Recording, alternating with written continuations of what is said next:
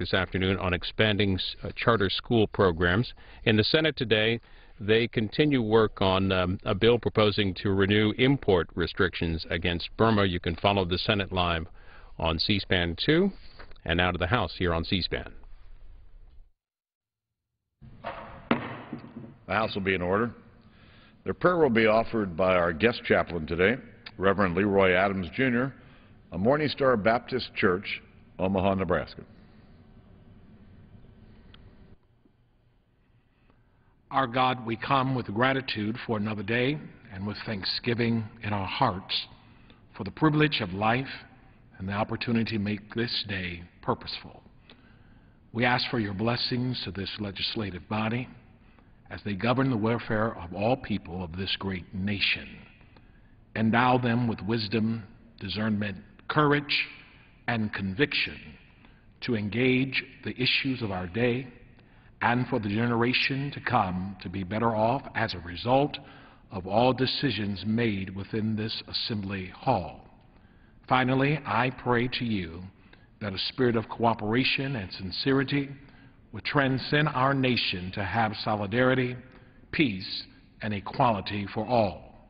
We ask this to be done this day and in the days to come to give glory and honor our God, and we pray that your blessings be upon us always. In your name we pray. Amen. The Chair has examined the journal of the last day's proceedings and announces to the House his approval thereof. Pursuant to Clause 1 of Rule 1, the journal stands approved. The Pledge of Allegiance today will be led by the gentleman from Ohio, Mr. Johnson.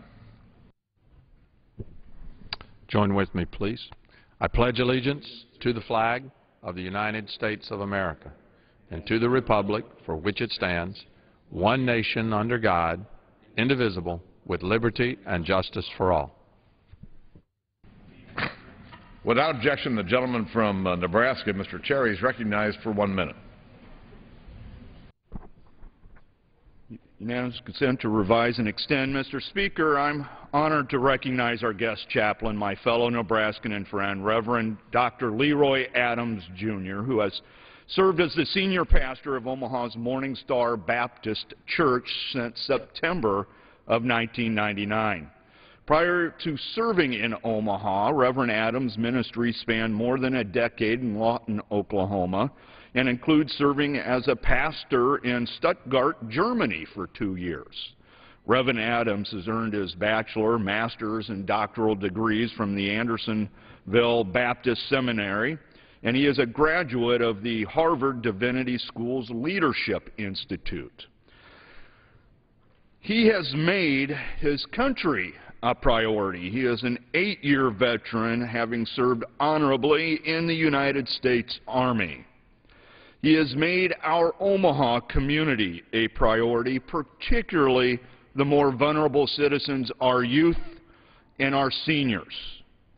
When youth violence arose in our community, it was Dr. Reverend Adams who reached out to other pastors in North Omaha to unify efforts and message against the violence in our neighborhoods. He has reached out to help our seniors who needed housing. Reverend Adam is nationally known as a wonderful preacher, a great teacher, an irreplaceable pillar in our community, and a friend to many.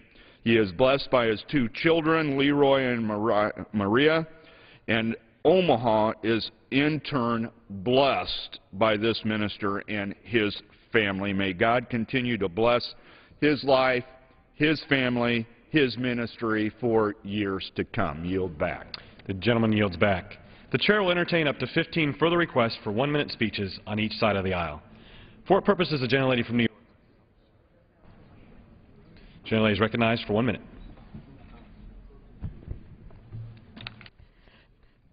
Mr. Speaker, data from the Bureau of Labor Statistics shows that while 14 million Americans are looking for work, there are only 3 million job openings. This means that if every single job was filled outright, there would still be 11 million Americans unemployed and looking for work. Passing the President's jobs bill will help these people and help our overall economy. According to Mark Zandi, Moody's economist, the President's plan would add 2 percentage points to the GDP growth next year, add 1.9 million jobs by next year, and cut the unemployment rate by 1 percentage point next year. Published reports indicate that economists across this country are giving the President's plan a thumbs up. This is a clear chance for all of us to say yes. Yes to growth, yes to a middle-class tax cut, and most importantly, yes to jobs and our overall economy. I yield back. Gentlelady yields back. For what purpose does the gentleman from South Carolina rise? Without objection, the gentleman from South Carolina is recognized for 1 minute. Mr. Speaker, last Thursday the President addressed a joint session of Congress in order to describe his second stimulus. This proposal would create $447 billion in new spending being paid for by tax increases. House Republicans remain committed to working together in order to create job growth and promote an environment that allows for small businesses to hire workers. Sadly, the administration's proposal pushes new taxes on small businesses, which would create an environment that destroys jobs. The President was previously correct, saying, quote, "You do not raise taxes in a recession," end of quote. Raising taxes destroys jobs. The administration's last stimulus added $814 billion to our debt. More importantly, it failed to accomplish the goal of keeping unemployment below 18%. With currently 14 million people unemployed and 25 million who want a full-time job do not have one. The House Republicans have passed numerous bills to create jobs. House Republicans have shown their commitment to jump-starting the ability of small businesses to create jobs. In conclusion, God bless our troops, and we will never forget September 11th and the global war on terrorism. Gentleman yields back. For what purpose does the gentlelady from New York rise? Without objection, the gentlelady from New York is recognized for 1 minute. Thank you, Mr. Speaker. I come from a part of this country where my constituents are real down-to-earth people, common sense people. We want a good education for our kids, we want Medicare and Social Security for our seniors, and we want the Buffalo Bills to continue their winning streak. But more than anything, we want to get our people back to work. Our kids who thought a college education was the ticket to a good job. For our veterans who stepped out of line to go fight and protect us, who now find themselves in the unemployment line. And for middle managers who thought they were set for life until the day the pink slip showed up on their desk, turning their lives upside down. We all know we have to get this country back to work. We need to pass the American Jobs Act to do just that. Just 24 hours ago, Democrats and Republicans stood shoulder to shoulder on the steps of this Capitol, united in remembrance of 10 years ago, the 9th anniversary of 9/11. Why can't we stand together again and do what's right for the American people? Democrats and Republicans, shoulder to shoulder, because if we get the job done here, people out there will get jobs. Thank you very much. The time has expired. For what purpose does the gentleman from Tennessee rise? Without objection, the gentleman from Tennessee is recognized for 1 minute. Mr. Speaker, I come to the floor this morning to discuss the need to create jobs, my priority since I arrived here in January. Last Thursday, the President addressed Congress about his proposal to create jobs and move this country forward. We must do better. Recently, I introduced 2 bills that are my proposals to help spur job creation. I introduced the America's Energy Independence Act, which would prevent the EPA from enforcing its cross-state pollution rule for 10 years to keep the flow of electricity high and the cost of electricity for America's families low. The President recognized that the EPA's new smog standards would lead to job losses, but he played politics and only rescinded the standards until right after the election. I also introduced the Invest in America Act, which would suspend the capital gains tax for 10 years, providing more certainty to families who are being penalized for selling their homes, their investments, and farms. Instead of spending money we don't have on initiatives that don't work, These bills provide actual help to Americans so they can get back to the business of making America great. I yield back the balance of my time. The gentleman from Tennessee yields back. For what purpose does the gentlelady from Maryland rise? Without objection, the gentlelady from Maryland is recognized for 1 minute. Thank you, Mr. Speaker. Justice John Paul Stevens warned that the Supreme Court's ruling in Citizens United threatened to undermine the integrity of elected institutions around the nation. How right he was.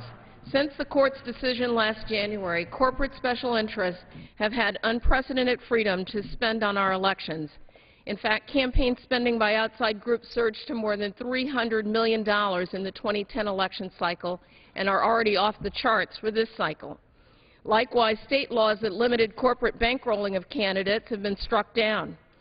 Look, Mr. Speaker, we have unprecedented challenges in front of us, but how do we make the tough choices on the economy, on taxes, on protecting the vulnerable, and investing in the future and creating jobs? We can't stand idly by while deeply flawed interpretations of the Constitution are used to obstruct our democracy rather than guiding it, putting lobbyists and piles of cash into policy and elections. It's time for the People's House to stop the madness. And so this week I joined with House Judiciary Committee Ranking Member Conyers to reintroduce a constitutional amendment, House Joint Resolution 78, to reclaim Congress and to regulate corporate expenditures. And with that, I yield the balance of my time. Gentlelady's time has expired. For what purpose does the gentleman from Arkansas rise?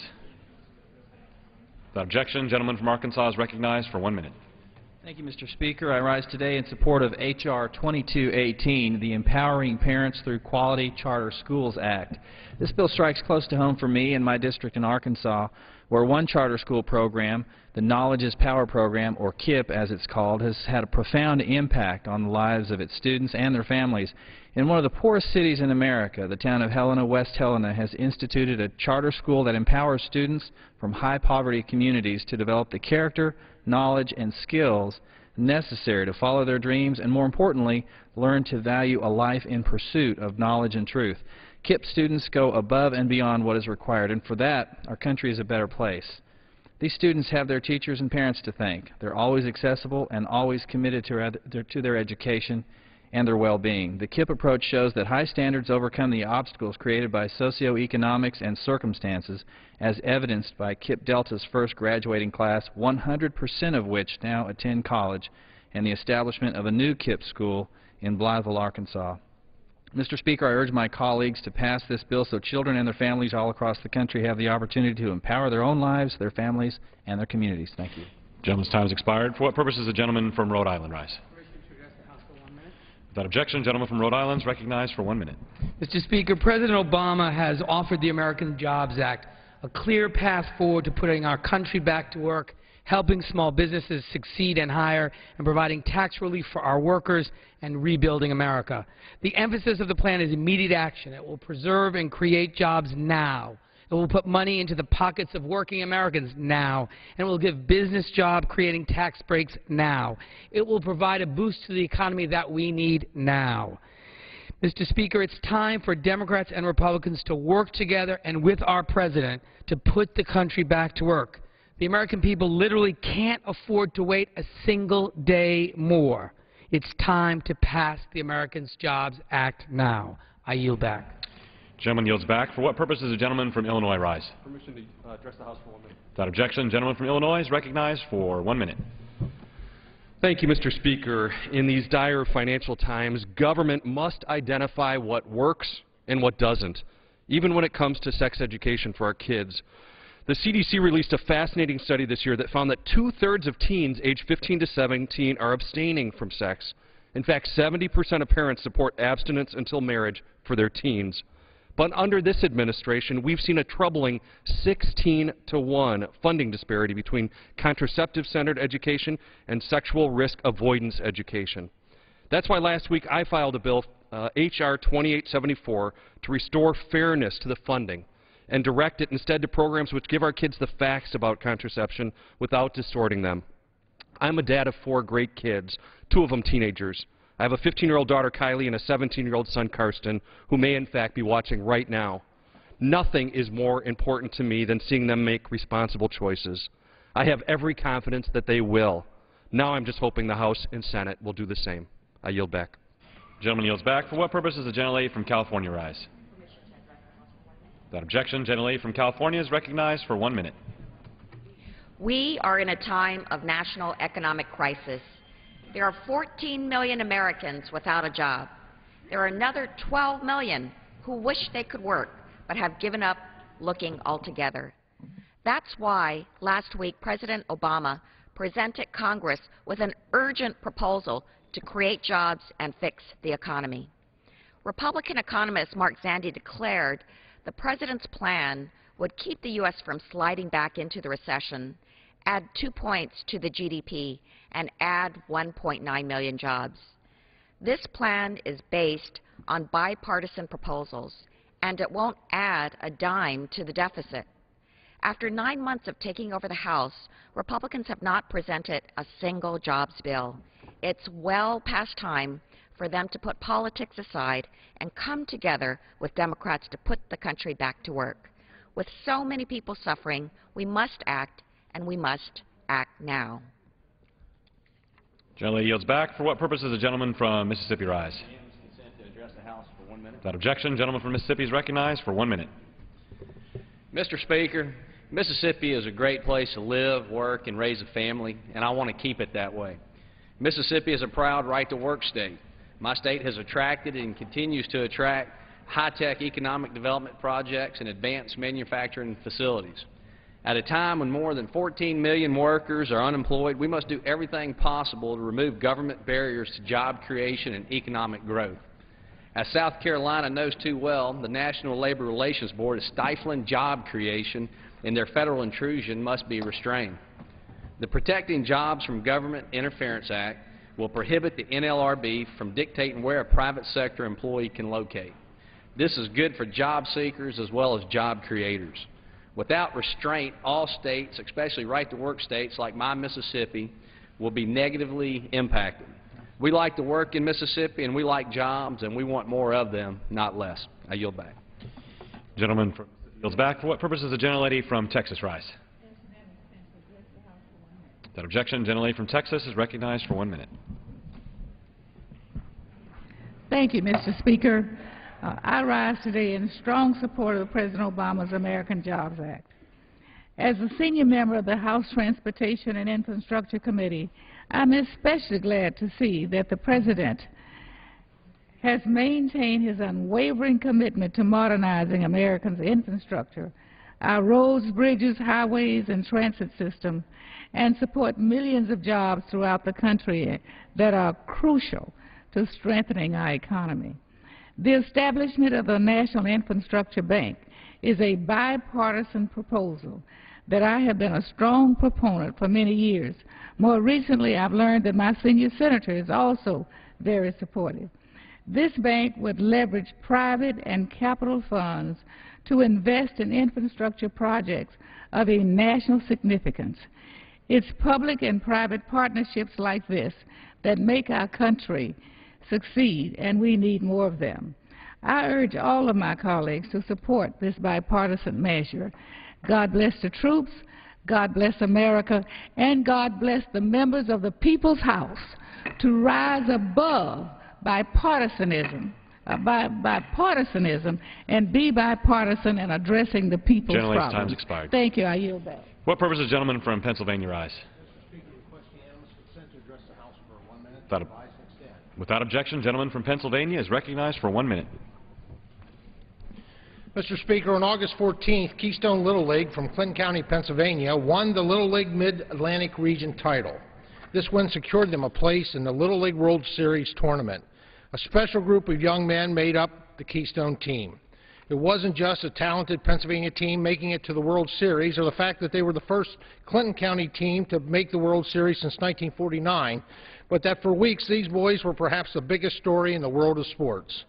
While some exceptional teams often hitch their success to one or two early developing kids, it was Keystone's teamwork, sportsmanship, and character that served to rally the entire state around them, creating record-breaking crowds as we watched their historic run for the World Championship. This team, more than any other, held their own against national competition, winning 3 of 5 games during the tournament.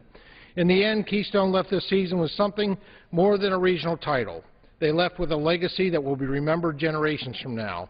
I want to congratulate the whole team, the coaches, and the dedicated parents who helped make this season one for the record books. Congratulations, Keystone. I yield back. Gentleman yields back. For what purpose does the gentleman from Minnesota rise? Without objection, the gentleman from Minnesota is recognized for 1 minute. Mr. Speaker, today, members of the Progressive Caucus stood up and displayed a videotape in which the jobs tour that we went on this summer was revealed. We showed the cities where people, Americans of all descriptions, stood up and said, we need jobs, good jobs now. Americans from Detroit to Oakland, Minneapolis, Miami, all over this country, we went to go talk to them face to face. And they told us what they wanted. Now, they did their part by coming to tell us what they wanted. Now it's time for us to do our part as Congress. Members of the Progressive Caucus will and are and already have introduced legislation dealing with good jobs and good jobs now, infrastructure, education, fair trade, things like this, manufacturing. We're going to be forcing this agenda. It's what the American people expect, what they demand, and anyone who does not stand with us on this jobs agenda will be revealed to be not a friend of the American worker. I yield back. Gentleman yields back. For what purpose does the gentleman from Tennessee rise? Without objection, gentleman from Tennessee is recognized for 1 minute. Thank you, Mr. Speaker. Last week, the President came in this House and made an historic address to a joint session about the American Jobs Act.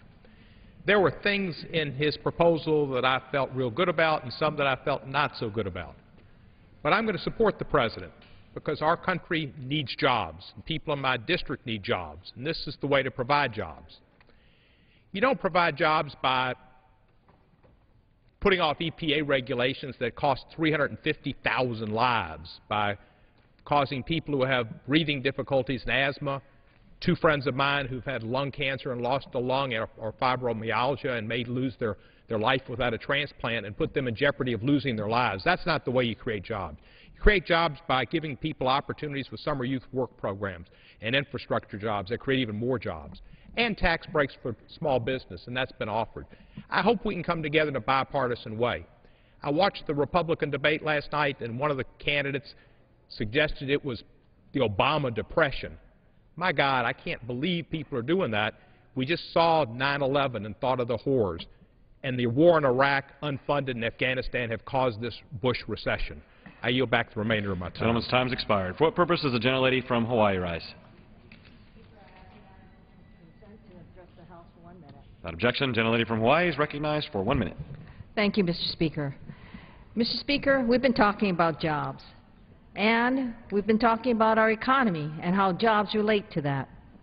We must remember one thing: we are all workers. So, Mr. Speaker, one of the things that's very troubling is the fact that we don't seem to have a grasp on what the role of the National Labor Relations Board is, and that's evidenced by H.R. 2587. What the National Labor Relations Board does is simply enforces the rights of workers. We are a great economy, we are a great country because we recognize that we are all workers and that as workers we have rights to be protected. And one of the rights is to act in a concerted manner. And that's what this is all about. It protects people's rights to act together if they so wish. Now, what's wrong with that? That's what makes us the United States of America. That's what makes us the greatest economy of the world. And that's what makes us a country that understands that in order to be the great economy, we must never forget the workers. We must never forget their rights. And we must always protect it. Thank you, Mr. Speaker. I yield back. His time has expired. For what purpose does the gentlelady from Wisconsin rise?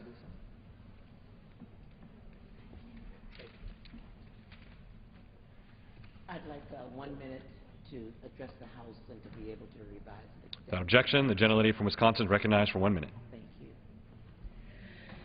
Mr. Speaker, the President has sent us the American Jobs Act, a plan to put the country back to work while it makes investments in our struggling economy. This bill would modernize and rehabilitate 30,000 public schools, establish a desperately needed infrastructure bank, pump $50 billion into our aging roads, bridges, railroads, and airports. In fact, we have 71,000 1,000 structurally deficient bridges in this country. We're falling behind the rest of the world when it comes to modern railways, roads, and schools. And this bill is of critical importance to my district. Of the nation's cities, Milwaukee has the second largest percentage of its workforce in the manufacturing sector. Passing this bill means jobs for my constituents, making support beams for bridges, manufacturing tools, building engines, putting together construction equipment, designing and producing computers for airports, trucking, rail, and port transportation. And yes, it even means making bacon and eggs to the local diner to support these workers. Mr. Speaker, let's put America back to work. Pass the American Jobs Act, and pass it now. Gentlelady's time has expired. For what purpose does the gentleman from Georgia rise?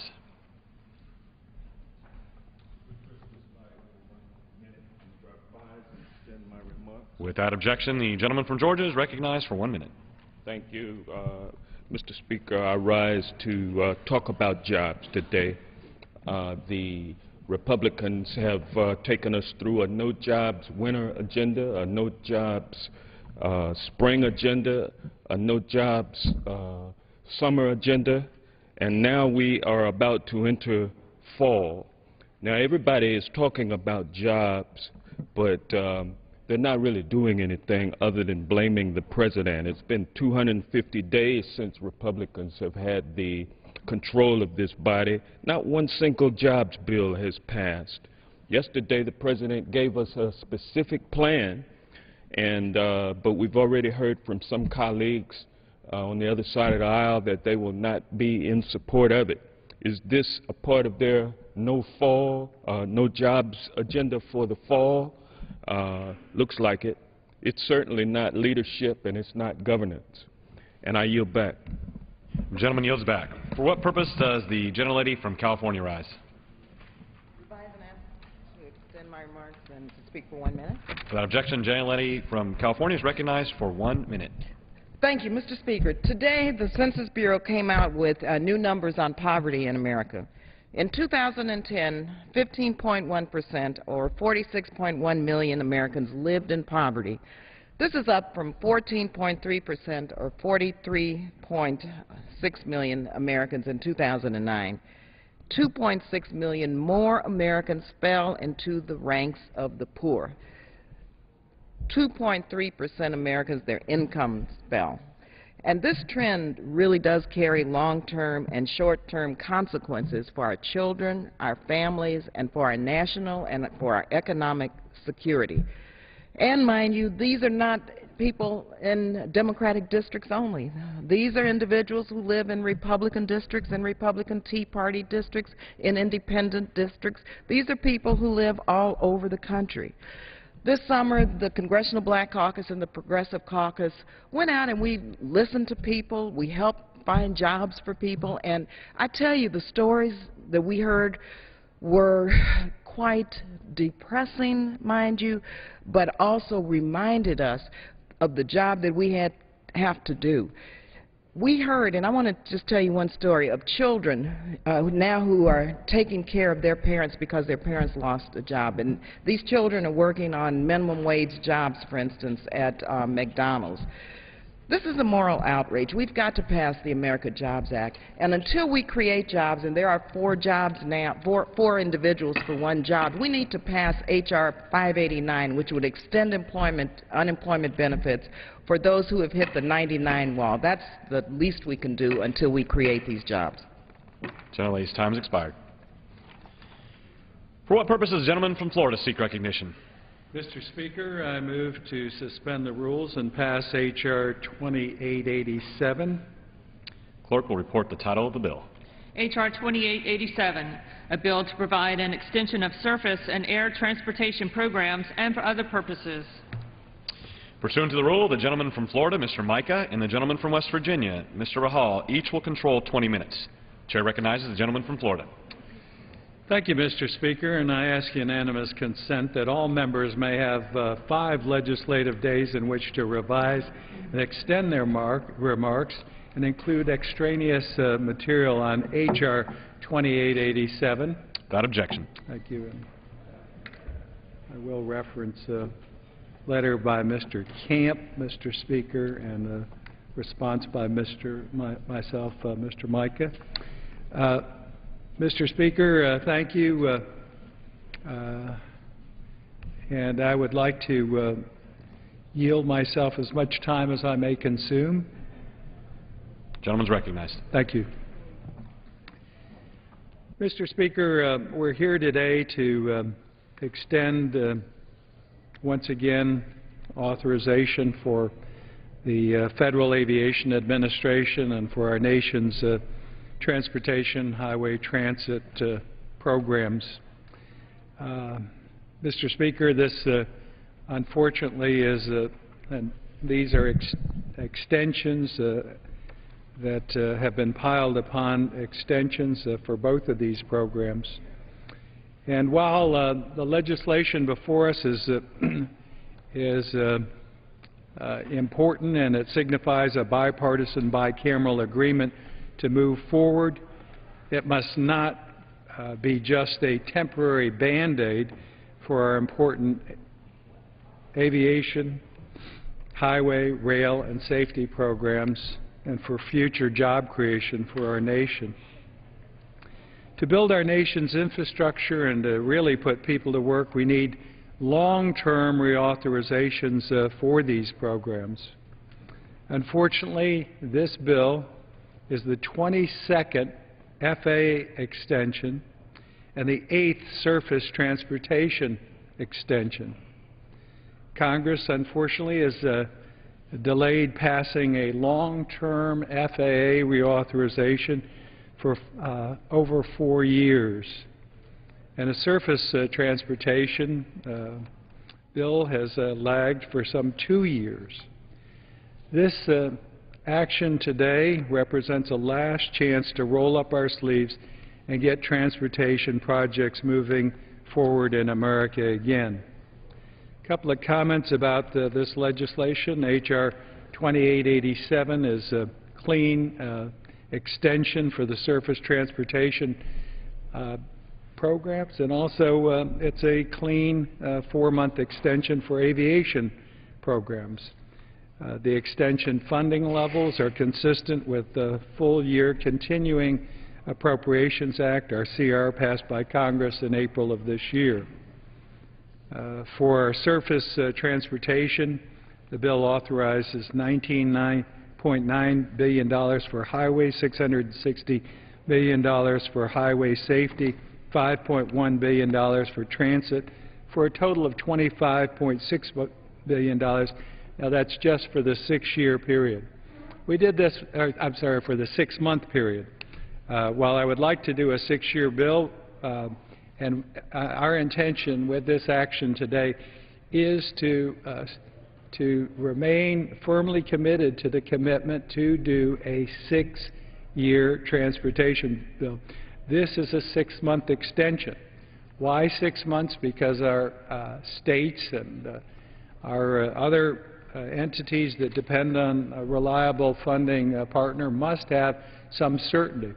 When we did the CR, which expires in just a few weeks here, we were able to extend on the 7th extension our transportation programs until the end of this month. So we think this is being good stewards and responsible, again, in extending for 6 months a period in which there can be some stability in these important transportation projects, and also to make certain that jobs and employment in this area move forward. In July, I released a reauthorization proposal, transportation reauthorization proposal. This was an outline, and we've been working with our Democrat colleagues in a bipartisan fashion since that time to actually craft language which is acceptable to set forth the policy and the funding schedule, all of the authorization that's so important to keep our nation's infrastructure projects moving forward. So this should give us enough time to complete that process and get that legislation before us. With unemployment in the construction industry at record high levels. It's imperative that we also provide this time. The last, let me talk about FAA for a minute. This bill does authorize funds through the end of January for FAA. This is the list of extensions of FAA. I had the opportunity as the chairman of the Aviation Subcommittee in 2003 to craft a 4-year bill, FAA bill, which expired in 2007. So I helped write the last FAA 4-year authorization that expired in 2007. Here are the extensions. The Democrats control the House of Representatives and the Senate. Here, if you start in, when you had the Obama administration take over, they also control the White House, the House, and the Senate. And we get down to the 17th extension under Democrat control, and I've agreed to 3 of them. I said enough is enough, and we must move forward with a long-term authorization. And I stand before you today and say that while the measures that we took in the last extension for FAA were somewhat extraordinary, this situation demands attention and action for long-term legislation by the United States Congress, and I'm going to make certain that we do everything to see that people are working in this industry and that we meet our responsibility for setting the policy for one of the most important industries in the United States, our aviation industry. So this is the history of what's taken place. This is the 22nd extension, and I can guarantee it will be the last extension because we must and we will pass a 4-year authorization. While there are some issues that remain to be resolved, they'll continue working in a bipartisan manner. We passed legislation from the House. Look forward to working with Senator Rockefeller and others, Kay Bailey Hutchinson, the ranking Republican in the Senate, Mr. Costello, and Mr. Ray Hall to get this legislation done. I urge my colleagues to support these 2 extensions rolled into one, 2887. Reserve the balance of my time. Gentleman from Florida reserves. The gentleman from West Virginia, Mr. Ray Hall, is recognized. Mr. Speaker, I yield myself such time as I may consume. Gentleman's recognized. I rise in support of H.R. 2887, the Surface and Air Transportation Programs Extension Act of 2011. In this regard, I do commend the Senate and House leadership for arriving at an agreement late Friday afternoon on an extension of our nation's surface transportation programs through March 31st, 2012, and of programs under the FAA through January 31st, 2012 at the current funding levels and without any adverse policy riders. I commend our chairman, Mr. Mica, the subcommittee chair, Mr. Duncan, on surface, and the air subcommittee chair, Mr. Petri, our ranking subcommittee members, Mr. Costello, on aviation, and Mr. DeFazio on surface. Extending these programs is critical to our economic recovery, and the pending measure does so without any of the poison pills of the past or draconian cuts to investment in our surface transportation programs. Failure to extend the surface transportation programs could shut down more than 134,000 active highway and bridge projects and over 5,000 active transit projects, jeopardizing the jobs of more than 1 million private sector American jobs over the next year. The funding levels in the impending measure are far more preferable than what we are seeing being proposed by Republicans on the Appropriations Committee. Just last week, they rolled out a fiscal year 2012 transportation appropriation bill which proposes to slash highway and transit investment, destroying more than 600,000 good-paying private sector American jobs, jobs that would be lost in every state of the Union. I cannot support these dangerous and draconian cuts to investments in America's future. To keep pace with India, China, and our other international competitors, we need to invest more, not less, in America's future. If we stop investing in the future, there is simply no way we can retire the debt of the past. It is my hope that with this 6-month extension of highway safety, and transit programs, we can come together and work to develop a long-term, robust surface transportation authorization bill that keeps the nation economically competitive, meets the demands of the 21st century, and creates millions of family-wage American jobs. The pending measure also provides for a clear extension of the nation's aviation programs under the FAA. Our aviation system is slightly more than a month into its recovery from the shock of a Republican-led FAA shutdown for 2 weeks in July and August. And I'm pleased that my Republican friends have chosen not to force another shutdown. I trust they recognize the damage that was caused to our nation's aviation system and the financial hardship placed on working-class families across the country when they chose to force a policy rider into an otherwise clean extension in July and caused a senseless 2-week shutdown of major parts of the FAA. Pending enactment of a long-term bill, and I join our chairman in our desire to see such passed. This short-term extension is the responsible path forward. It will avert more damage to the aviation system and the economy. With that said, what we should be doing is completing the conference committee on the long-term FAA reauthorization bill. 3 months ago, House and Senate negotiators informally narrowed down the list of differences between the two chambers to just a few. The Senate appointed conferees over 5 months ago, yet the House has not followed suit. So let us finish a long-term reauthorization and show the American people that Congress puts planes and passengers before politics. I urge support of the pending measure, and I reserve the balance of my time. Gentleman from West Virginia reserves. The gentleman from Florida is recognized. Yield myself 1 minute recognized. In response.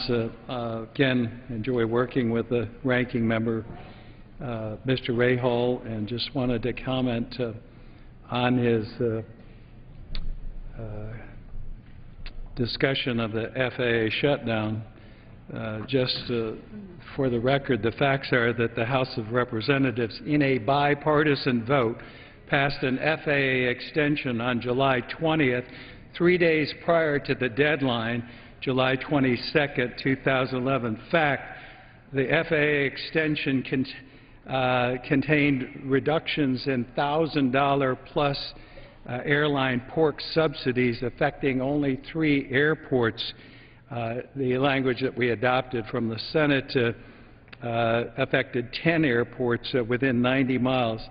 The Senate Democrats, after 2 weeks of forcing a partial FAA shutdown, meekly went to the Senate floor and in 71 seconds passed the House extension that was available. And the fact is that only I grant myself 15 additional seconds, only pork ticket subsidies were excluded. The fact is that the Democrats control the United States House and Senate for 4 years, letting FAA authorization expired in 2007, forcing 17 extensions, and even with the presidency from 2009 until the beginning of this year, we're unable to pass FAA legislation. I yield 3 minutes to the chair of the Aviation Subcommittee, the gentleman from Wisconsin, Mr. Petri. Gentleman from Wisconsin is recognized for 3 minutes. Thank you, Chairman. I rise in support of the bill before us, H.R. 2887, the Surface and Air Transportation Programs Extension Act of 2011. House and Senate negotiators have worked for the last 5 months to resolve the issues between the House and the Senate on the long-term FAA reauthorization bill.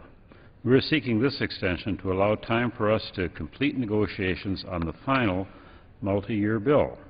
We need to get a long-term FAA bill done so that the agency and airports can more efficiently plan and carry out programs and projects. The bill before us, H.R. 2887, is a clean 4-month extension of the Federal Aviation Administration's taxes and programmatic authorities. The extension will provide resources for the safe operation of the National Airspace System and for the continued certification services of the Federal Aviation Administration. The bill also authorizes funding for the Airport Improvement Program, which, together with the surface transportation programs extended in the bill, authorizes critical funding for important infrastructure construction projects that will help preserve and create much-needed jobs. I also want to express my support for the extension of our surface transportation programs. We must continue to fund critical highway, bridge, and other projects across our country in order to have the transportation network necessary for economic growth and our global competitiveness. The extension we have proposed is a sensible way forward, and I join Chairman Mica in urging my colleagues to support this legislation. Yield back. Gentleman yields back. Gentleman from West Virginia is recognized. Mr. Speaker, I yield 3 minutes to our distinguished subcommittee chairman, ranking member, the gentleman from Illinois, Mr. Costello. Gentleman from Illinois is recognized. I thank the ranking member for yielding to me. And, Mr. Speaker, I rise in support of this legislation before us today. The legislation is a clean extension of the FAA bill and also takes the authorization through the extension through January 31st of 2012. In February of this year, the Senate passed a bipartisan comprehensive FAA reauthorization bill by a vote of 87-8. By contrast, in April, the House approved an extension that was very controversial, and it was a bill that was passed on a party line vote. In fact, the House-passed bill passed by the narrowest vote margin for a House FAA authorization bill in almost 30 years. I said at the time that the poison pill provision that was put in the bill by the majority, that it would prevent the bill from passing both the House and the Senate and being signed into law by the President, and in fact the White House said that they would veto the legislation with the poison pill provision. So we knew at that point that the reauthorization bill was not going anywhere with that provision in the bill. It's been 5 months since the other body invited the House leadership to appoint conferees and sit down at the table with Senate conferees to, in fact, try and work out an agreement between the House and the Senate. In July of this year, instead of passing a clean FAA extension, the Republican leadership put a poison pill provision in that extension that led to a shutdown of the FAA for almost 2 weeks, costing the FAA more than $400 million in lost revenue in that 2-week period. I'm pleased that the House leadership stepped in, brought a clean extension to the floor today. The American people are tired of all of the games. They're tired of all of one side blaming the other side. They want reasonable people to come together in this body and in the Senate to act reasonably and do the right thing. The Senate has appointed their conferees.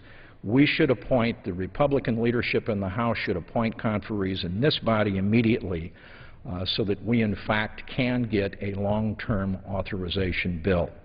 Let's stop the games. Let's appoint conferees so that we can pass a comprehensive reauthorization bill now. With that, Mr. Speaker, I yield the balance of my time to Mr. Rahal. Gentleman from Illinois yields back. Gentleman from West Virginia reserves. The gentleman from Florida is recognized. Yield myself 1 minute. Gentleman's recognized. Again, I think it's important that we pass this bipartisan extension. We wouldn't be here passing a combination of the transportation, highway, transit, and FAA extensions if we hadn't taken action that was extraordinary. There was more than sufficient time for the Senate to act. Again, and I'll submit this as part of the record, the Democrats had complete control of the House and Senate in extraordinary majorities and never passed a bill, never appointed conferees.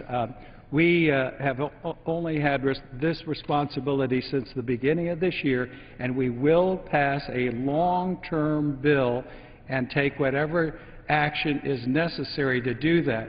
Today we are moving the process forward, and I applaud leadership on both sides of the aisle, bipartisan. I would ask Chairman Mica if he'd be willing to yield. I'd like to yield now 4 minutes to the ranking member of our Surface Transportation Subcommittee, the gentleman from Tennessee, Mr. Duncan. Gentleman from Tennessee is recognized for 4 minutes. Well, thank you, Mr. Speaker, and I thank Chairman Mica for yielding me this time and for his and Ranking Member Rahal's outstanding work on this legislation. H.R. 2887 extends the surface transportation programs for another 6 months from October 1st through March 31st of 2012, and the aviation programs for another 4 months from October 1st through January 31st of 2012. at funding levels consistent with the full-year continuing resolution passed last April. This extension is considered clean and no policy provisions were added. During this 6-month surface transportation extension, Congress will work hard to pass the committee's 6-year surface transportation reauthorization bill. The outline of the committee's proposal was unveiled in June and makes much-needed reforms to our federal highway transit and highway safety programs. The committee's proposal will streamline the project delivery process, consolidate existing programs, and better leverage existing revenues in the Highway Trust Fund. According to the Federal Highway Administration, the project delivery process can take up to 15 years from planning through construction. This is government at its worst. Limited financial resources for transportation infrastructure can be more effectively utilized by accelerating the process for project approval. While project reviews are necessary to help protect the environment, a more reasonable process is essential to maximizing our taxpayer dollars. Additionally, the bill consolidates existing programs that are duplicative and do not serve a federal interest. Consolidation in our 6-year bill, consolidation will help states allocate their federal resources to projects and activities that are the most needed. These programmatic reforms will devolve the decision-making authority to state and local authorities, giving state and local people more control over these important projects. If Congress moves this landmark piece of legislation before the spring, as we all hope, it will be considered the signature jobs bill that Americans have been waiting for this Congress to pass. It will create millions of jobs for hard-working Americans right here in the United States, not in China or India or other countries, and will leave a lasting legacy of tangible improvements to our transportation infrastructure in this country. By passing a long-term reauthorization bill, Americans will be able to see their tax dollars going towards rebuilding and strengthening our nation's highways, bridges, and transit systems. Mr. Speaker, I also had the privilege to chair the Aviation Subcommittee for 6 years. A strong and efficient aviation system is vital to our economy, and I am pleased that we are also extending our air transportation programs in this bill. I hope we will soon pass a traditional multi-year FAA bill, too.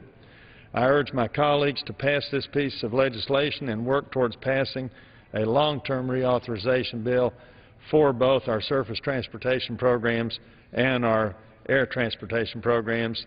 And with that, Mr. Speaker, I yield the balance of my time back to Chairman Mica. The gentleman yields back. The gentleman from Florida reserves. The gentleman from West Virginia is recognized, has 14 minutes remaining. The gentleman from Florida has 5 1/4 minutes remaining.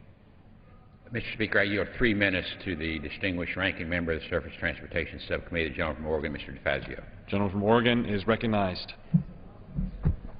The best way to put America back to work is to invest in the underpinnings of our economy: roads, bridges, highways, transit, rail, our ports, our airports. These things serve the private sector, make us more productive and more competitive in the world economy. Unfortunately, at the current levels of investment, we're not even keeping up with our mid-20th century surface transportation system. Just think, before the interstate highways, what a disconnected country this was. And guess what? We're headed back there. We are not investing enough to maintain the Eisenhower legacy of the national highway system. We have 150,000 bridges that need replacement or repair. 40% of the pavement needs not just resurfacing, but underlayment. $70 billion backlog on our aged transit systems, and that's just to give us an updated and state of good repair 20th century transportation infrastructure. We need a 21st century transportation infrastructure, which is going to require more investment. And for the life of me, I don't get it on that side of the aisle. You got this guy over there, the Republican leader, Cantor, he says, well, we might take the tax cuts with Obama. Those return almost 80 cents on every dollar borrowed. But, oh, that other stuff, spending money, that's like stimulus, building bridges, repairing highways, repairing and building transit systems, having a new 21st century system for our planes to navigate more efficiently in the sky with fewer delays and less fuel consumed. That is bad. according to Eric Cantor. But no, the tax cuts, oh yeah, we're for tax cuts. We'll give the people their money back, and then they'll take care of those problems. We'll pass the hat to rebuild the bridges and the transit systems. We'll pass the hat to have a new surface, to have a new aviation system for navigation. Come on! Are we a great nation or not? Are we going to give up? Are we just going to keep pretending? Give the money back to the job creators. I haven't seen the job creators build a national highway system lately. Now, the private sector does all these projects. They'll say, well, government can't make jobs. You're right. This is taxpayer-invested money designated by the government to needed investment done by lowest competitive bid by competent private contractors. Millions of jobs are on the table, and not just in construction. You're talking about construction equipment. You're talking about sophisticated avionics. You're talking about transit vehicles that have electronics and motor drives and everything that all come from manufacturing. And we have the strongest Buy America provisions of any part of the federal government for transportation investment. So we're not going to hemorrhage this money to China like the tax cuts will for cheap junk bought from China. No. This will create jobs here at home. The American people get it. We get it on our side of the aisle. It's time for the leadership on the Republican side of the aisle to get it, too. Gentleman's time has expired. The gentleman from West Virginia reserves. The gentleman from Florida is recognized. I recognize myself for 30 seconds. Gentleman's recognized. Again, just to deal with facts and reality, I think Mr. Cantor, myself, and others on the Republican side support transportation, building the country's infrastructure and jobs, but we have to look at what took place. Of a $787 billion stimulus bill, only $63 billion, 7%, went for infrastructure. Now the proposal this week is up to 12% of a $450 billion. 81% of the stimulus transportation projects were temporary, created temporary jobs for repaving, sidewalks, and short-term projects, and less than 1/2% of the stimulus money went for new construction. I'm pleased to yield at this time, if I may, 2 minutes to the chair of the Rail Subcommittee, the gentleman from Pennsylvania, Mr. Schuster. For 2 minutes. I thank the chairman. Where was the outrage? Where was the outrage when they passed the stimulus bill, as the chairman pointed out, that only 60-some billion dollars went to highways and infrastructure of this country? That's when the outrage should have been put forth. When Will the gentleman yield? No, it will not yield. I expressed my outrage by voting no. Where was the outrage on that side? There's more than just one of you over there. Gentleman from Pennsylvania controls You should the have time. stood up and you should have said right then and right there, as I did to the former chairman, I said, this is going to mess up a long-range highway bill. They're going to take that money and they're going to squander it. We could have done half of a stimulus bill, put most of the money into the infrastructure of this country, and we wouldn't be sitting here today hearing this outrage on the House floor. Gentleman reminded to address his remarks to the chair. Thank you, Mr. Chair. Gentleman may continue. Thank you, Mr. Speaker. Let's move forward with a bill that's within our means. Once again, I want to remind my friends on the other side, you had both bodies in the White House for 2 years. Where was the bill? There was no bill. Where were the jobs? There are no jobs. I just remind my colleagues, we are borrowing 40 cents on every dollar this government spends. We've got to live within our means. And I'm willing to suggest that the bill that the chairman and our side is crafting is going to streamline this. We do have less money. There's no doubt about it. I'd like to see more money. We got to find different revenue sources, but taxing the American people in economic downtime is not the right time to do it. We can take that $230 or $40 billion going into the trust fund, and by streamlining and by taking all these other programs that don't do anything to rebuild our roads and increase our capacity, take them off the table and let's focus on what we need to do, and that's build roads and bridges in this country. So again, I remind my colleagues, let's direct the outrage where it's due, and that's in a failed stimulus bill. Again, I do rise today to support H.R. 2887, the Surface and Air Transportation Program. It's a clean extension for 3 months and 6 months. I think it's extremely important that this moves forward so we don't stop the important bridge and road jobs, and of course the safety programs and commerce that moves through the air, safely through the air. People, I think that's extremely important. So again, I intended to stand up and speak more about these two bills, but again, when I hear this outrage, I want to make sure that there's outrage on our side about what's happened in this Congress over the last 4 years. And I yield back. The gentleman from Pennsylvania yields back. The gentleman from Florida reserves. The gentleman from West Virginia is recognized. Mr. Speaker, I yield 2 minutes to the distinguished ranking member on our Economic Development Subcommittee, the gentlelady from the District of Columbia, Eleanor Norton. The gentlelady is recognized for 2 minutes. I thank the ranking member for yielding. I thank the chairman for coming forward. Enough of the outrage on both sides, if I may remind us all that that's precisely what the American people told us during recess they didn't want to hear. I do want to correct one item that the prior gentleman just, an error he just made. There were no jobs in the American Recovery Act. There were 3 million jobs made from the American Recovery Act, and if there had been more funds in that act, we wouldn't be here today with the American Jobs Act trying to get more money to avoid a double-dip recession. This bill is not what the American people deserve, and I apologize to them that we have had to lower our standards. But it does save us from another jobs catastrophe like the one we experienced in July. It saves 1 million transportation jobs. Imagine furloughing that many people if this bill, the Surface Transportation Bill, had run out on the 31st of this month. Each is very short term, but both are clean.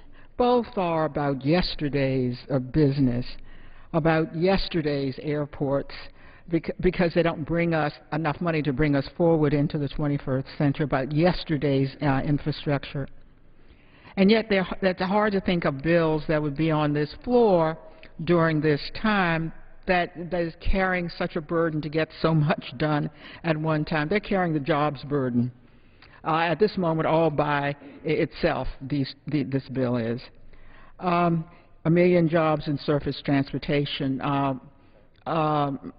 something at least 100,000 jobs at the airports. It's keeping modernization of transportation infrastructure to continue. That's what we lost when there was a 2-week furlough. And it's keeping our infrastructure from deteriorating. Not what we deserve. You don't always get what you deserve, and we've got to fight to make sure the American people get just that.